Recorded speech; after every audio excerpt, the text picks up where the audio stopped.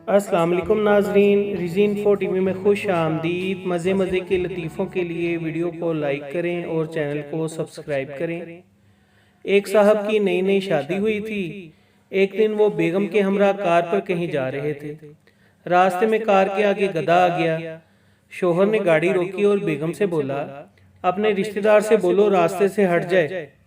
बेगम ने कार के दरवाजे से सर बाहर निकालकर गधे से कहा, देवर जी जरा रास्ता दे दो।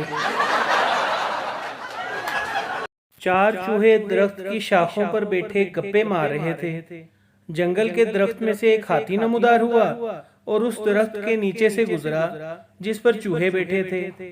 अचानक एक चूहे का पांव फिसला और वो हाथी पर जा बैठा।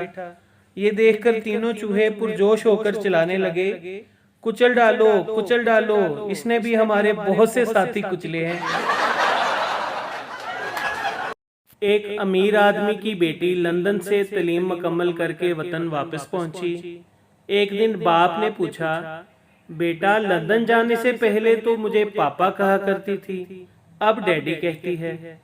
बेटी ने जवाब दिया, डैडी वो बात दरअसल ये है, पापा कहने से मेरी लिपस्टिक खराब हो जाती है। एक गिलास बनाने वाली कंपनी के बाहर लिखा था, हमारे यहाँ खूबसूरत और मजबूत गिलास बनते हैं। हमारे गिलास 30 मंजिलों की बुलंदी से नीचे गिराएं तो 29 मंजिल तक की जमानत है कि गिलास नहीं टूटेगा। मियाँ बीवी अपने दूसरे बच्चे के बारे में गुफ्तगू कर रहे थे। शोहर कह रहा था, बच्चे की आमद से पहले हमें ये मकान तब्दील कर लेना चाहिए। उनका पहला बच्चा जो माँ बाप की बातें सुन रहा था जल्दी से बोला, डैडी मकान तब्दील करने का कोई फायदा नहीं, वो वहां भी आ जाएगा।